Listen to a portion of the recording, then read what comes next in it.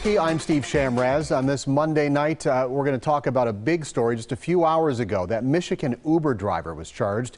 He's accused of killing 6 people on Saturday. Right now, police believe all those killings were random, with no connection between Jason Dalton and his victims. We're also hearing from a man who got an Uber ride from Dalton just 20 minutes before police closed in. He didn't seem like the type, I mean, our interaction with him was very basic. It was like a 5-minute ride. And I said, "You're not the shooter, are you?" And he said no, and I said, "Are you sure?" And he kind of just said, "No, I'm just tired. I've been driving for 7 hours." Dalton does not have a criminal record. He actually passed Uber's background checks. This begs the question, just how safe are you with an Uber driver? We sent Casey Geraldo out today to find out actually what a background check does catch and, more importantly, what it does not. And the answer is there are a few different ways that you can do a background check. I talked to a criminal defense attorney today. He said we shouldn't let the words background check lull us into a sense of safety. He says background checks don't have to dig deep. And Uber's responding to the incident saying a background check can't predict the future.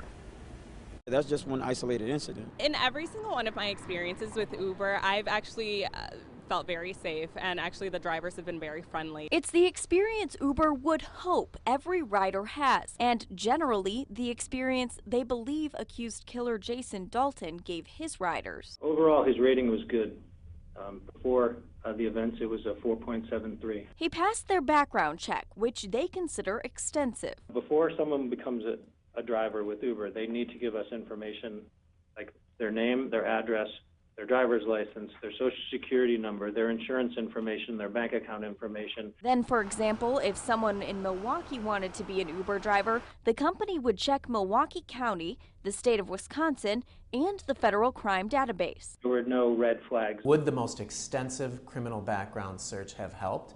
It doesn't look like it would have. The background check is just that. It's a background check. It does not foresee the future. Background checks don't always provide 100% assurance that somebody is not going to have a problem and snap or become dangerous. Really not knowing the capacity of someone who's gone through a background check and has had a clean background check is kind of, I don't know, unsettling a little bit. Which may be why some people say Uber isn't their first choice, and they don't always feel safe. That's why I haven't really used it recently. I'd rather take the bus. But Uber's fans say this one horrific incident isn't cause to ditch the app completely. People should take precautions and be aware. That's all.